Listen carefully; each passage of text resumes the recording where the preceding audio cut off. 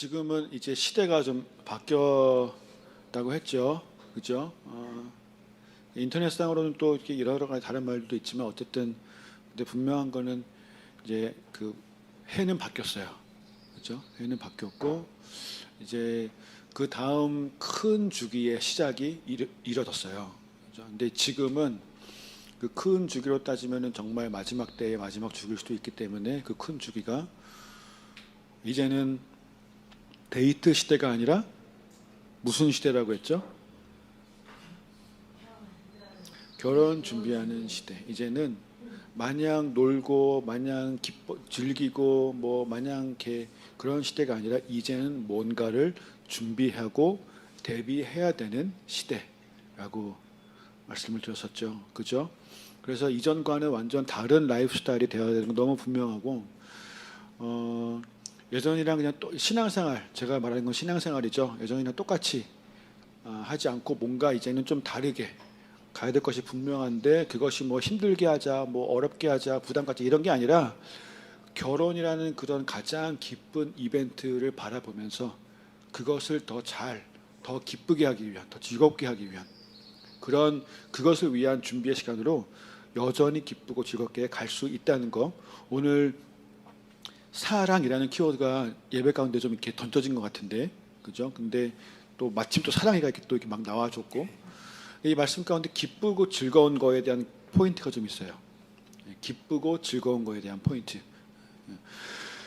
준비라는 것이 이렇게 뭔가 대비한다는 것이 준비할 때는 그렇게 대단해 보이지 않지만 막상 그 상황이 닥쳤을 때는 굉장히 큰 차이를 만들죠. 그죠? 얼마 전에 올해 되게 기록적으로 있었던 폭우가 한 번 있었죠. 그리고 이제 그 폭우 때 강남이 난리가 났. 올해 여름이었나요? 올해 여름에 강남 스타일 부른 그 싸이가 흠뻑 쇼로 했는데 진짜 강남이 막 흠뻑 젖어버렸던 되게 안타깝고 좀 마음이 아팠던. 근데 이제 그 뉴스에서 그 강남 일대가 다 난리가 났을 때 물 피해를 입지 않았던 사례가 있었어요. 그거 보였어요 뉴스? 그 강남에서 몇몇 빌라들이었나? 그 몇몇 건물들은요 거기에 차수 벽을 세워놨었어.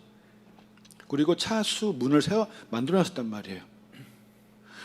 제가 제 생각에도 강남에 사는 사람들이 우리가 그 홍수 피해를 입을 거라고는 아마 상상을 안 했을 것 같아요. 대한민국 여기저기 홍수 피해가 몇 번 있긴 했지만 좀 지방 도시들이 많았고 시골들이 많았고 했는데 강남 이렇게 입을 거라는 생각 안 했을 것 같은데 차수 벽을 세워놓고 차수 문을 했던 곳들은 피해를 안 입었어요. 뭐 안 일어날 수도 있는데, 그리고 뭐 굳이 귀찮게 돈 들여서 별것도 아닌 거 그거 차수 벽을 세우고 그거 뭐 할 필요가 있냐라고 할 수도 있지만 결국은 수십억 원의 피해를 막아줬어요. 그 문 하나가, 그 벽 하나가, 그죠?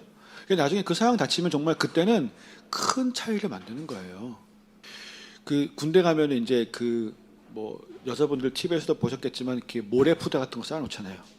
그 전쟁이 안 날 거라고 생각한다면 대충 쌓겠죠.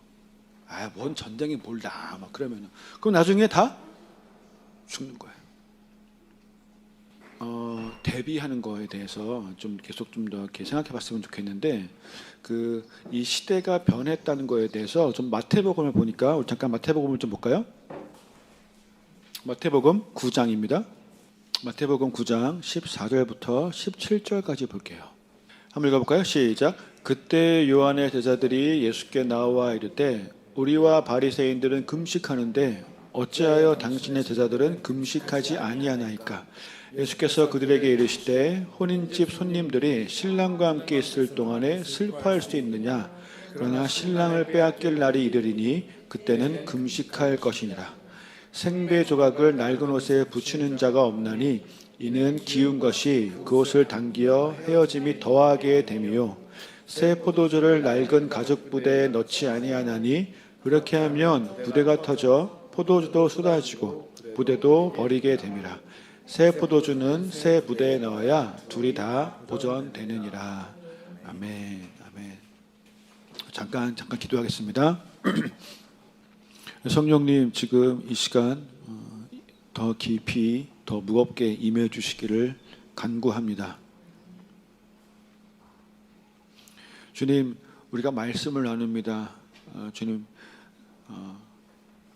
아버지께서 뜻하신 것들만 나누어지게 하시고 말씀을 전하는 자 듣는 자 모두 주의 보혈 아래 거하게 하셔서 하나님, 하나님의 뜻만이 지금 이 시간 이루어지기를 원하고 하나님으로부터 오지 않은 것들은 전하는 자나 듣는 자나 다 막혀지게 하여 주십시오.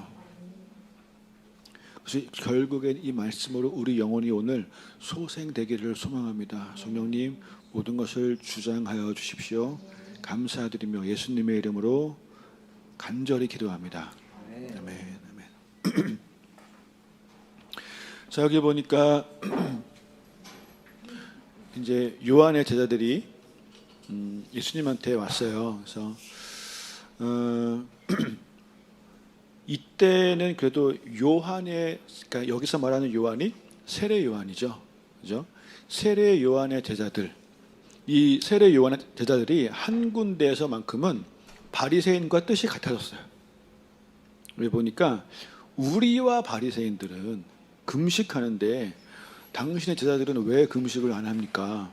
이제 예수님의 제자들은 아니 금식을 안 하고 그 맨날 죄인들하고 어울리고 그리고 맨날 놀고 먹고 이렇게 뭐 그렇게 보였나 봐요.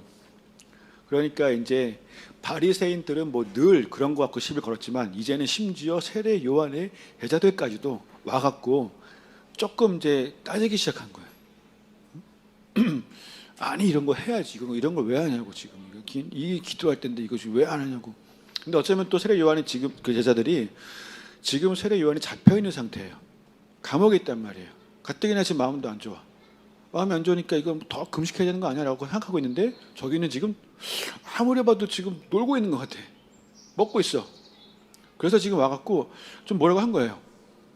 예수님이 뭐라고 하시냐면은 여기서 예수님이 어떤 표현을 하시냐면 드디어 신랑이라는 표현을 하시는 거예요. 내가 신랑이야. 응? 내가 신랑인데 혼인집 손님들이 신랑과 함께 있을 때 슬퍼할 수 있느냐. 그러나 신랑이 빼앗길 날이 온다. 그리고 그때는 금식해야 된다. 라고 말씀하신단 말이에요. 그 신랑을 빼앗길 날이 언제예요? 예. 그 당시에는 주님만 알고 계셨던 주님이 이들을 위해서 그리고 모두를 위해서 십자가에 달려 돌아가시는, 죽으시는 그날을 얘기한 거죠. 그죠? 근데 그날이 되면 당연히 금식을 하게 될 거라고 말씀하셨단 말이에요. 그리고 그 날이 근데 마지막은 아니었던 거죠. 그죠? 하나의 끝이 있으면 하나의 시작이 있는 것처럼 그 날 이후로 또 사실 그 다른 날 진짜 마지막 어떤 날이 하나가 더 준비되고 있어요. 그게 뭐예요? 우리가 알고 있는 좀 다시 오시는 날이 있죠. 그리고 그 혼인 잔치가 이루어지는 그 날이 있단 말이에요. 근데 그 날이 오기까지는 자 이때부터 그 날까지 우리는 지금 이제 그 중간 어딘가를 살고 있는데 지금은 어떤 시대냐면은 금식의 시대예요. 지금은 금식의 시대가 이 마태복음 9장 때는 아직 시작이 안 됐었어요. 신랑이 옆에 함께 있었거든. 그때는 그냥 배워야 되는 시기였겠죠. 그리고 그때 배운 것도 우리는 지금도 배우고 있지만 그리고 그때 금식의 시대가 이제 시작이 됐고 이게 이제 신랑에게 더 집중을 잘 하기 위한 금식일 거예요. 그죠? 자, 우리 그 코너스토너들 우리 형제들 이제 새벽기도 열심히 또 막 섬기고 우리 자매들 이렇게 열심히 나와달라고 이제 했는데 또 직장도 다니고 여러 가지 사정들이 또 있으니까 그 새벽에 잘 못 나올 수도 있고 그래서 이거 어때요? 우리 형제들은 새벽을 지키고 자매들은 금식을 하면 어때? 역할을 나누는 거야. 더 좋지 않아요?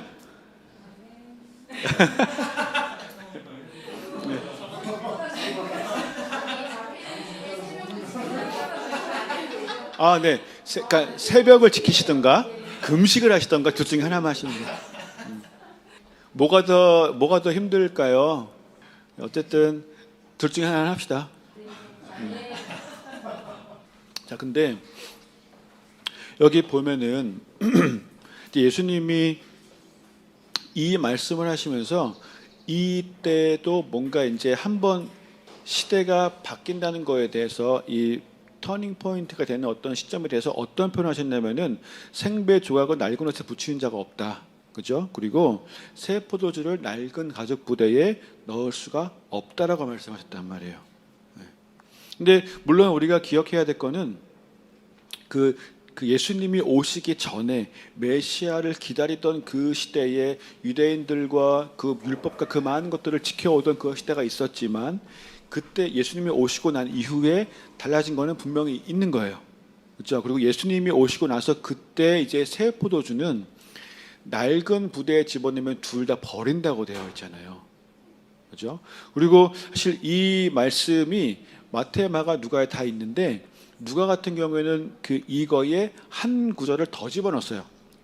뭐에 대해서 넣냐면은 묵은 포도주를 마시던 사람은 새 포도주를 마셔도 다시 묵은 포도주를 찾는다는. 왜 그런 표현을 했을까요? 그러니까 그 말씀도 주님이 하셨으니까 적어놨겠죠. 마태, 마가는 안 적었을지 몰라도 묵은 포도주를 마시던 사람은 내가 그 묵은 포도주의 맛에 이제 익숙해졌기 때문에 나는 그냥 해오던 형식이 내가 더 편한 거예요. 그래서 새 포도주를 마셔도 자꾸 나한테 익숙한 것을 찾으려고 하는 거예요. 자꾸 그냥 평생 살아왔던 방식을 자꾸 찾게 돼요. 새 포도주를 이제 받아내야 되는 때가 됐는데도 불구하고 이게 더 익숙하니까, 이게 더 편하니까 자꾸 그것만 하고 싶은 거야. 근데 주님은 분명히 새 포도주는 새 가죽 부대에 담아야 된다고 말씀하셨어요. 뭔가 이제 우리 신앙생활도 마찬가지입니다. 이게 새로운 시대가 준비가 된다는 건요. 여기 안에서 우리의 신앙생활도 이제는 뭔가 예전과는 다른 모양새가 시작이 돼야 돼요.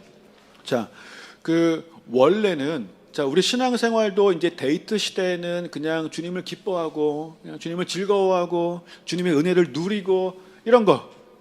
주님이 날 위해 뭘 해주시고 말씀도 주시고 보호해 주시고 날 인도해 주시고 내가 필요한 걸 채우시고 다 좋은 거예요. 다 맞아요. 다 맞는데 틀린 거 아니지만 그 신랑 되시는 주님이 우리를 부르실 때 그분의 그 소망에 담겨 있던 호칭은 사실 증인과 제자였어요. 증인과 제자란 말이에요. 제자가 증인이 돼서 제자를 삼고 그 제자가 또 증인이 돼서 또 제자를 삼고 이게 이제 그 사이클이 일어나는 거 이거였단 말이에요. 단순히 막 데이트만 하던 시기에서 이제 실제적인 신부 준비를 하던 건요 증인이 되는 것이고 제자가 되는 거예요. 제자가 되는 거고 증인이 되는 거예요. 이게 그냥 우리가 소위 알고 있는 크리스찬이라고는 우리가 조금 다르게 바라볼 필요는 분명히 있습니다. 교회 받으면 복 받아요. 예수 믿으면 복 받아요? 아니에요. 아니에요. 예수님 믿으면 인생이 풀리고 사업이 잘 되고 아니에요. 너무 부수적인 것들이에요. 신부 준비를 제대로 하는 거. 자, 이제 사실 저도 이제 옛날에 엘사스쿨에서 거기 이제 여기 엘사스쿨 출신도 있지만 거기 이성교제, 결혼성 이런 강의들을 좀 했었거든요. 근데 거기서 이렇게 늘 얘기하는 거예요. 여러분, 신부 준비하면 보통 여자 애들 떠올리는 거 뭐예요? 신부 준비하면은 이렇게 화장, 피부 관리 받으러 샵 가야 되고 뭐 드레스 입어야 되니까 뭐 이렇게 필라테스 하고 요가 하고 헤어 관리하고 뭐 신랑 될 사람이 용돈도 좀 평소보다 더 많이 줘야 되고 막 난 신부니까 내 마음이 편해야 되고 나 좋은 것들 좀 해야 되고 막 이런 이거는 철없는 신부예요. 생각하는 게 거기까지라면 진짜 신부 준비 제대로 하는 건요. 뭘 얘기하냐면 여러분 의사 되려고 공부 빡시게 하죠. 변호사가 되려고 교사가 되려고 공부를 얼마나 열심히 해요. 교사가 되는 것도 공부를 그렇게 열심히 하고 변호사, 의사 이런 것들 되기 위해서 공부를 그렇게 열심히 하는데 미친 듯이 공부하는데 왜 아빠가 되는 건 공부를 안 해요? 왜 엄마가 되는 건 공부를 안 해? 아니 왜 남편이 되는 건 공부를 안 하고 아내가 되는 건 공부를 안 하고 그냥 결혼하면 다 될 거라고 생각해요? 그렇지 않아요. 공부를 해야 돼요. 그 너무너무 중요한 거예요.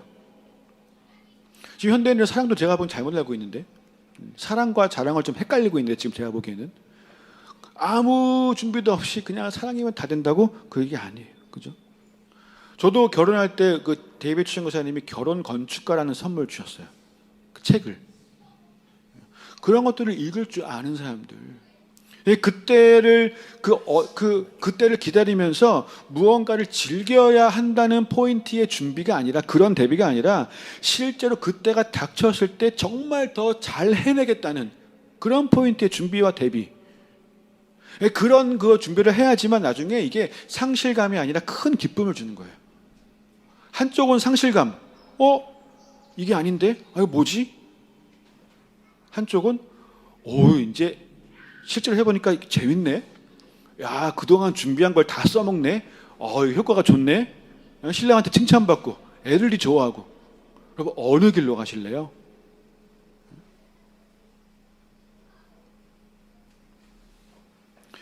그 증인되는 거, 그 제자가 되는 거 있잖아요. 사실 그게 실제로는 진짜 하나님의 집으로 들어가는 거예요. 오늘 우리가 이제 아까 준비했지만 그 찬양을 안 했지만 그 아버지의 집, 그 기적의 집에 들어가는 거예요. 사실 제자가 되고 증인될 때. 교회는 다니는데 교회는 오랫동안 아무리 다녔어도요. 증인된 삶을 살지 않으면 실제로는 겉돌고 있는 거예요. 예를 들면 이런 거예요. 집에 들어갔는데 현관에서 신발을 벗지 못하고 있는 거야. 그러면 그 집안에 있는 것들을 아무것도 제대로 누리지를 못하고 있는 거예요. 신발을 못 벗고 그 집으로 못 들어가. 뭘 먹지도 못해, 마시지도 못해, 눕지도 못해, TV도 못 봐, 소파에도 못 누워, 아무것도 못 누려. 그냥 현관에서만 계속 평생을. 증인이 되고 제자가 될 때 이제 내 신을 벗고 나의 모든 권리를 벗어버리고 주님께 내 삶을 내어 맡기면서 그 아버지의 집에 들어가는 거예요.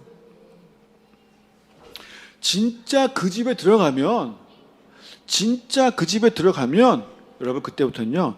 이 세상에 살면서도 그 세상의 집착과 강박과 중독에 지배당하지 않을 수 있어요. 그 집 안에 있으면. 그리고 이제 그 증인되고 제자가 되는 거에 중요한 포인트 하나가 뭐냐면은 자, 제자 영어로 뭐예요? 제자 영어 disciple. 그죠? 그리고 그 비슷한 단어 중에 디스플레인이라고 있어요. 아까 말씀하신 디스플레인은 하실 뜻이 뭐예요? 훈련이에요. 훈련. 자, 제자는 disciple, 훈련은 discipline. 사실 이 두 개가요 어원이 같아요. 같은 어원이에요. 그래서 이 제자가 되는 거, 제자도 이것과 이 훈련이란 건 이 두 개는 뗄 수가, 분리가 안 돼요. 이거는 같이 있어야 돼. 아직도 철이 없는데 저도 사실 교회 다니고 사역하고 막 이것저것 다니면서 많이 봤어요, 여러분. 제자는 제자인데 훈련이 없는 제자도는요, 이 감상적 낭만주의에 빠져서 허우적거리는 거. 제자도가 없는 훈련은 딱딱하고 경직된 형식주의에 빠져 있기도 해요. 두 개는 같이 있어야 돼요. 뭐처럼? 은혜와 진리처럼. 여러분, 은혜와 진리도 같이 있는 거거든요. 그래서 이 사도 요한이 주님을 예수 그리스도를 바라봤을 때 그 안에 은혜와 진리가 충만하더라라고 돼 있잖아요. 은혜와 진리가 같이 있어야 돼. 어떤 사람이 맨날 은혜만 구하고 막 그러는데 진리가 없어, 이 안에. 누구는 맨날 진리만 막 이러는데 거기 은혜가 없어. 넘어지기 쉬워요. 같이 있어. 자, 여러분, 지금 우리 살고 있는 시대가 어때요? 2022년. 2022년에는 지금 이 시대가 지금 제 뒤에 보이는 이 호숫가 같은 모습이에요? 네? 우리 살고 있는 시대가? 아니면 무슨 막 그 어벤져스 어셈블 이러면서 막 지금까지 모든 출연진이 다 튀어나가고 막 한꺼번에 찍어받고 싸우는 그 난리 막 그런 상황, 뭐에 더 가까워요? 여러분, 지금 근데 지금도 이미 우린 정신이 없죠. 지금도 이미 지금 우리 삶의 환경이요, 여러분, 내 인생에 정말 작은 공간 하나도 없이 남김없이 그냥 무언가로 다 채워놔서 정신을 쏙 빼내려고 하는 그런 세상이에요. 그렇지 않아요? 아니, 어떻게 인생에 그런 작은 공간조차 하나 없어갖고 기도할 시간이 없대요. 1분 기도할 시간도 없어. 그런 여유도 없어요, 우리 삶에. 사실 이제 이것 때문에 우리 삶이 더 좁아졌어요. 그렇지 않아요? 이거가 생기고 나서 이것 때문에 우리 인생이요 더 좁아졌어요. 우리 관점이, 우리 시선이 더 좁아졌단 말이에요. 이걸로 세상을 봐. 이걸로. 근데 이 좁아진 세상 안에 보고 듣고 읽어야 할 것들이 얼마나 많아요. 넘쳐야 한단 말이에요. 내 인생에 여유가 없어져 이제. 그래서 하루 종일 눈을 떼지를 못하는 거예요. 여기 연락할 사람들은 얼마나 많고, 대화해야 되는 사람들 얼마나 많고, 내가 막 다 신경 써야 되고 알려줘야 되고 해야 할 일도 얼마나 많고, 그리고 여기서 잠시 눈을 뗀다 한들 또 할 거 너무 많고, 그죠? 내 공간이 그렇게 다 꽉 차 있으면은 하나님께 어떻게 집중해요? 그렇게 재미있는 것도 많고, 볼거리도 많고, 신경 쓸 것도 많고, 연락할 것도 많고, 얘기할 것도 많고, 할 일도 많고, 내 안의 공간을 어떻게 지켜내요? 그게 없으면요, 그러니까 우리 신앙생활도 되게 1차원적인 망상에 빠질 수 있어요. 지금 우리의 모습이 내 정체성에 대해서 잘못된 생각이 아니라 하나님의 관점을 소유하려면 반드시 말씀과 기도 가운데 지켜지는 내 안에 그 시간과 공간이 분명히 필요합니다. 아니면 온갖 세상 것들로 내 안에 꽉꽉 채워져서, 그거 채워지면 또 어떤 그 안 좋은 그 여파가 뭐냐면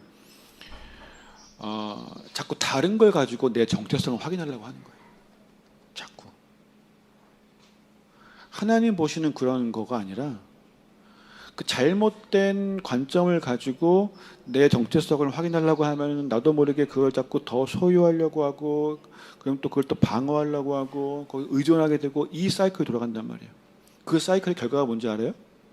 나한테 영광을 돌리게 되거든. 나한테. 내가 집중이 되는 거예요.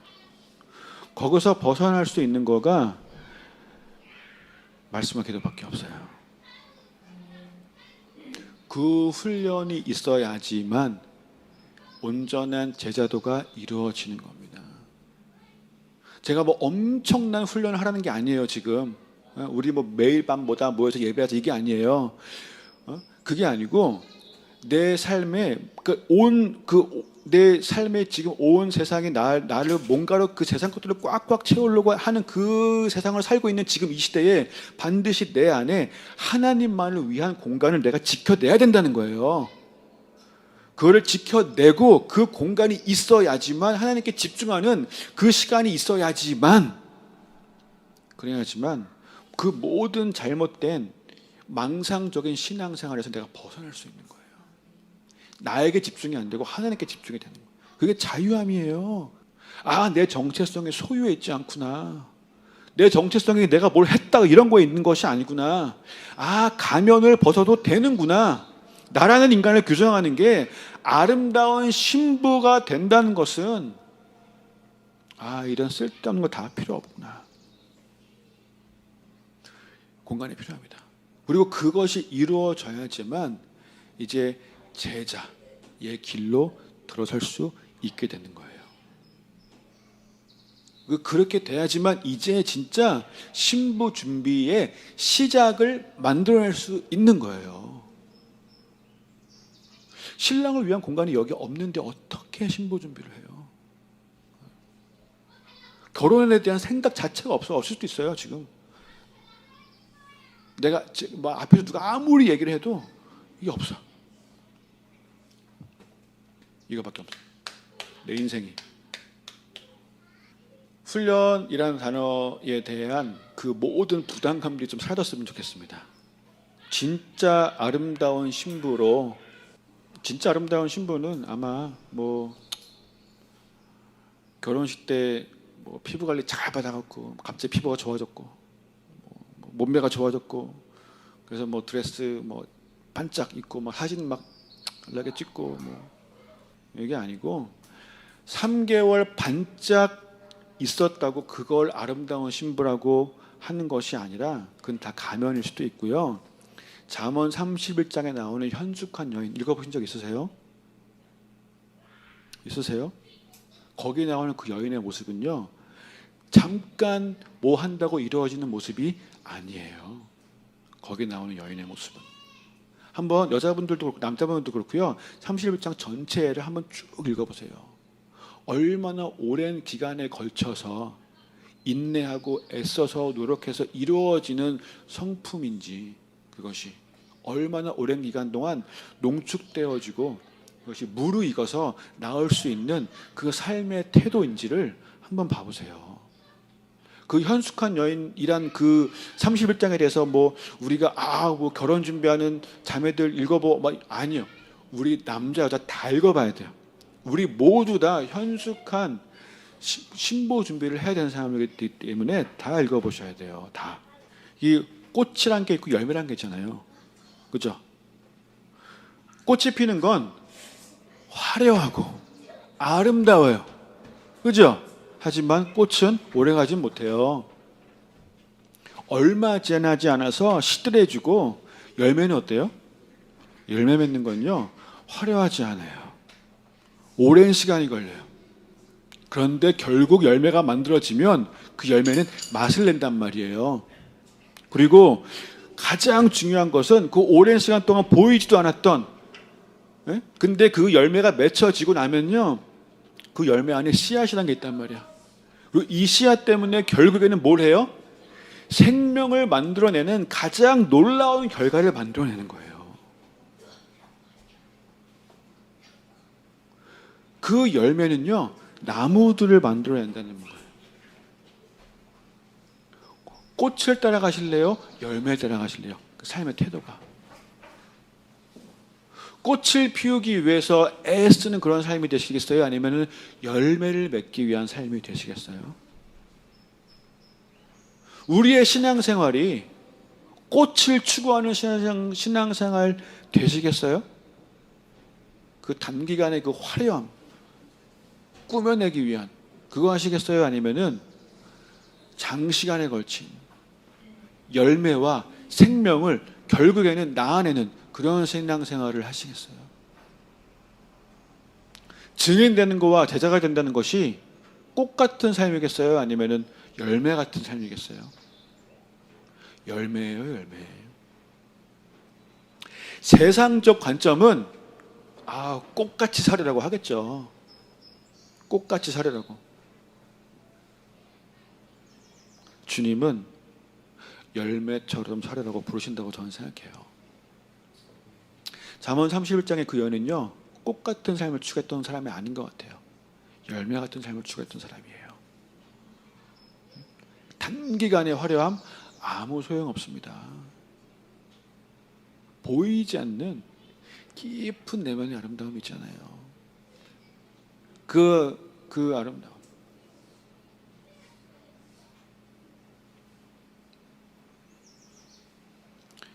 제 주변에도요, 저도 그랬어요. 저도 사역을 해도 반짝 화려한 꽃을 추구하는 사역들, 이렇게 그런 거 이렇게 추구하고 쫓아다니고. 근데 열매 같은 그런 열매 맺는 것, 이런 사역자를 제가 많이 보거든요. 티 안 나고 오래 걸리고 시끄럽지 않고 조급함도 없고. 근데 시간 지나고 보잖아요. 든든한 나무들이 세워져 있더라고요. 그게 진짜 아니에요? 그리고 그 나무를 통해서 또 열매가 맺히고 또 씨앗이 심겨지고 또 나무가 맺히고 또 열매가 맺히고 또 씨앗이 심겨지고, 이 사이클, 이게 아까 제가 말씀드렸던 제자가 증인이 되고 제자 삼고 그 제자가 또 증인이 되고 또 제자 삼고, 이 사이클에 들어가는 거예요. 꽃은 이걸 못해요. 이게 신부 준비예요. 그 혼인 잔치란 거에 대해서 성경에 혼인 잔치에 대해서 직접적으로 이제 간접적으로 많은 부분들이 얘기를 하고 있잖아요. 신구약 다 있잖아요. 지난주에도 제가 몇 개 얘기했죠. 그런데 성경에 가장 직접적으로 그 혼인 잔치를 표현한 건 아무래도 어디겠어요? 요한계시록. 그렇죠? 요한계시록 19장 한번 봐볼까요? 요한계시록 19장. 요한계시록 19장 7절부터 8절까지 읽어볼까요? 시작. 우리가 즐거워하고 크게 기뻐하며 그에게 영광을 돌리세. 어린 양의 혼인기약이 이르렀고 그의 아내가 자신을 준비하였으므로 그에게 빛나고 깨끗한 세마포 옷을 입도록 허락하셨으니 이 세마포 옷은 성도들의 옳은 행실이로다 하더라. 아멘. 아멘. 자, 어린 양의 혼인기약이 이르렀고 그의 아내가 자신을 준비했대요. 이게 뭐예요? 어린 양과 혼인하게 될 신부들은요, 반드시 자신을 준비한 사람들이에요. 자신을 준비한 사람들이란 말이에요. 10처녀 중에도 5명이나 준비를 못했단 말이에요. 5명이나. 준비한 사람만 들어갔잖아요. 준비 못한 사람도 있어요. 근데 여기는 보니까 자신을 준비하였으므로, 그죠? 그리고 이제 그 세마포 옷을 입도록 허락하셨으니, 이제 이 세마포 옷은 신랑으로부터 주어진다는 거거든요, 이게. 근데 그것이 뭐예요? 성도들의 옳은 행실이로다라고 지금 표현되어 있죠. 옳은 행실, 이것이 사실 이제 원어적인 의미로는 이 더 칭의라는 의미에 더 가까워요. 내가 뭐 착한 일을 하고 좋은 일을 하고 뭐 이거가 아니라 칭의가 더 가까운 의미인 거예요. 그런데 이 준비된 신부들이란 거에 대해서 여기 보니까 그거에 대해서 앞에 시작할 때 즐거워하고 크게 기뻐하며 그에게 영광을 돌리시라고 한단 말이에요. 근데 이게 재밌는 게 뭐냐면 즐거워하고 크게 기뻐한대. 이 혼인 잔치에 대해서. 그죠? 그러니까 이게 이제 결국에는 정말 인류 역사상 가장 큰 기쁨과 즐거움을 우리에게 줄 거예요.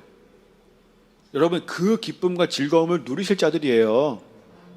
할렐루야. 도희야, 너도. 이거에 대한 그 확신에 대해서는 여러분 절대로 흔들리지 않았으면 좋겠어요. 광야를 지내고 있을 때도 한 가지, 이거는 진리이자 말씀이기 때문에 기억해야 될 거는, 나는 인류 역사상 일어날 가장 큰 기쁨과 즐거움을 누릴 자, 그날이 온다. 이거 하나만큼은 절대 변하지 않습니다. 근데 여기에 이 즐거워한다는 이 단어가 이제 원어로 보니까 카이로, 유쾌하다, 행복하다 이런 뜻이에요. 그죠? 그리고 이제 크게 기뻐한다, 기뻐한다는 뜻이, 이 단어가 아갈리아로 나누는데 이거는 그냥 기쁜 게 아니라 기뻐 날뛰다.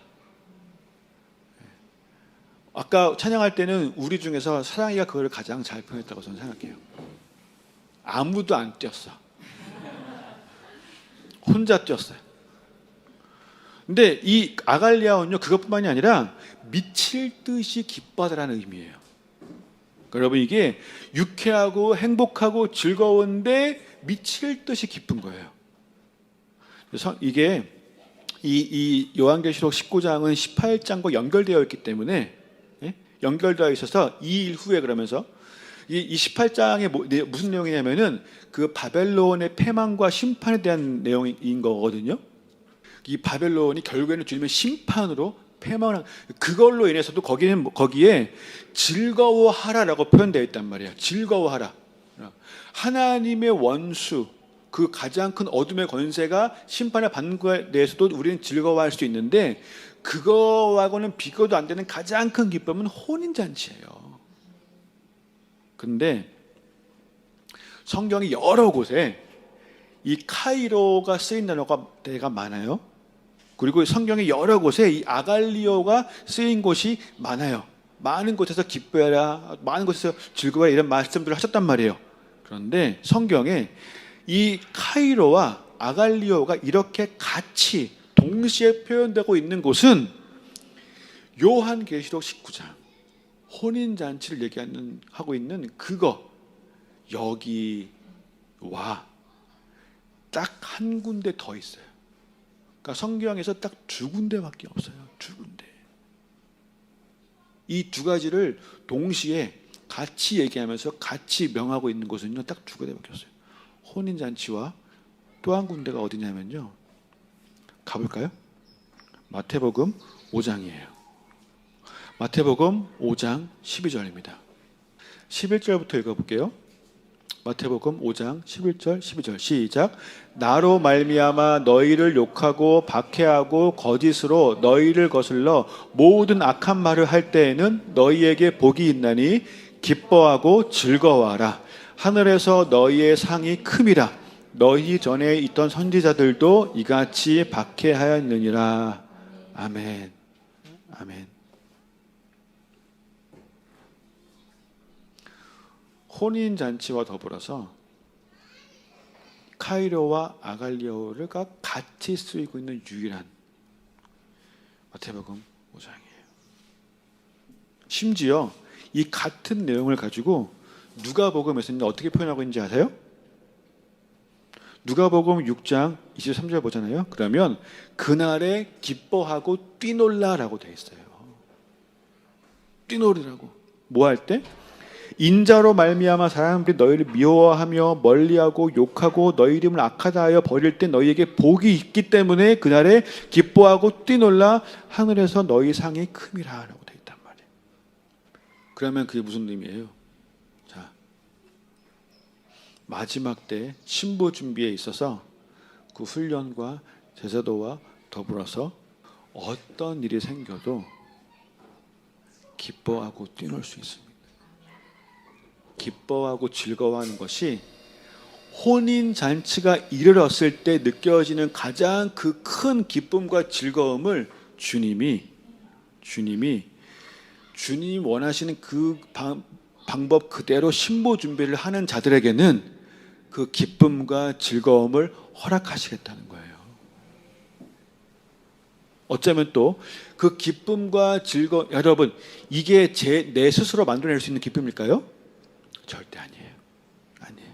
이거는 오직 영으로, 오직. 근데 기쁜 거예요.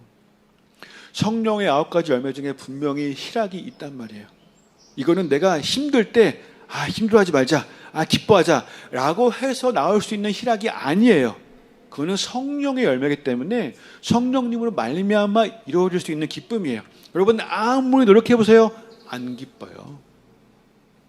아무리 애써보세요, 안 기뻐요. 오직 영으로 상황은 바뀌지 않았지만 기뻐하고 뛰놀게 될 거를 말씀하고 계신 거예요. 약속하고 계신 거예요. 그래서 자, 우리 이 기간 동안에 그 기뻐하고 즐거워하고 뛰놀게 되는 것을 우리가 누리게 될 수 있기를 소망합니다. 결론은 마태복음 5장이더라고요. 왜냐하면 이 카이로와 아갈리오가 쓰인 5장 12절, 이거 뭐 뒤에 나오는 거예요? 팔복 뒤에 나오는 거예요. 팔복 뒤에. 팔복의 내용을 말씀하시고 한 번에 결론을 내시는 거거든요. 그렇죠? 그러면 신부 준비에 있어서 결론이 뭐예요? 심령이 가난한 자가 되어라. 애통하는 자가 되어라. 온유한 자가 되어라. 의에 줄이고 목마른 자가 되어라. 긍휼히 여기는 자가 되어라. 마음이 청결한 자가 되어라. 화평하게 하는 자가 되어라. 의를 위해서 박해를 받는 자가 되어라 입니다. 이거를 하는 사람들은 복이 있나니 천국이 그들의 것이고 위로받을 거고 땅을 기업으로 받고 배부를 거고 긍휼히 여김 받을 거고 하나님을 볼 거고 하나님의 아들이라 일컬음 받을 거고 천국이 그들의 것이기 때문에 기뻐하고 즐거워하는 게 되는 거예요. 그거 신보 준비예요. 우리가 해야 되는 신보 준비예요. 할 수 있어요? 없어요? 할 수 있어요. 할 수 있어요. 그러면 내가 못하는 그 기쁨과 즐거움은 누가 주시는 거예요? 하나님이 주시는 거예요. 성령님 주시는 거예요. 그러면 또 그걸로 그 힘으로 내가 또 이겨낼 수 있어요. 이겨낼 수 있어요. 그렇게 우리가 이기는 자가 되어가는 거고 이기는 교회로 결국에는 세워지게 되는 거예요. 아멘. 그렇게 제자가 되고 증인되는 거예요. 할렐루야. 기도합시다.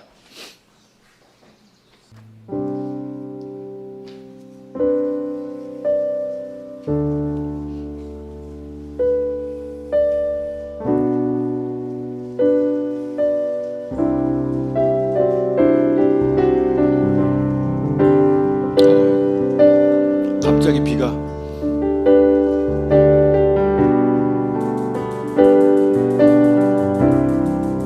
성령의 비.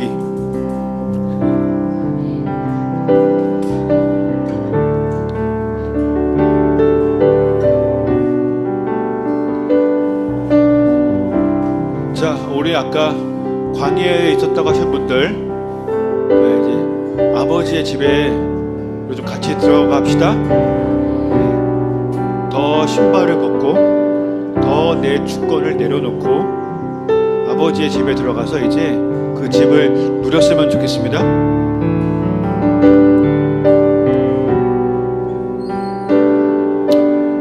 기도합시다. 우리 기도할 때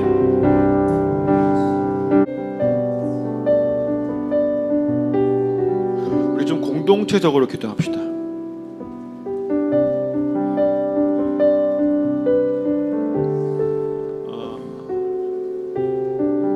하나님, 이 작은 세상 벗어나는 공동체가 되게 해주십시오. 더 이상 이 작고 좁은 관점으로 세상을 보지 않게 하시고, 어차피 이게 여러분 나 혼자 하는 건 힘들어요. 같이 해서 이루어지는 거예요. 주님은 우리를 공동체적으로 부르신 거거든요. 오순절 때도 사실 개인에게 부으셨다기보다는 공동체로 모여있는 그 자리에 부으신 거예요.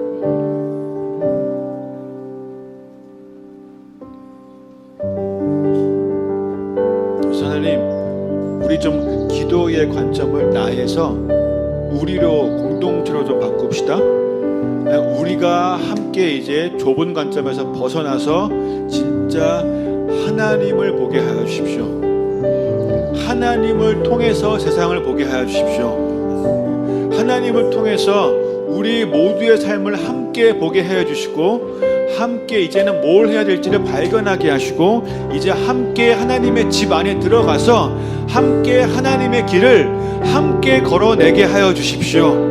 하나님의 그 걸음들 함께 걸어가며 하나님의 일들을 함께 감당하는 우리가 되게 하여 주십시오. 정말로 우리가 어깨에 어깨를 맞대고 서로에게 힘이 되어주고 또 서로에게 도움이 되어주고 중보해주고 기도해주고 사랑해주면서 그 사랑으로 함께 주님 안으로 더 걸어 들어가서 결국에는 증인되어지고 제자되어지고 함께 신부로 준비되어지고 함께 그의 나라 세워가는 우리가 되게 해주십시오 라고 우리 각자 주님의 이름 부르고 그 집에 들어가며 함께 기도하고 결전하며 나가도록 하겠습니다. 함께 기도하겠습니다.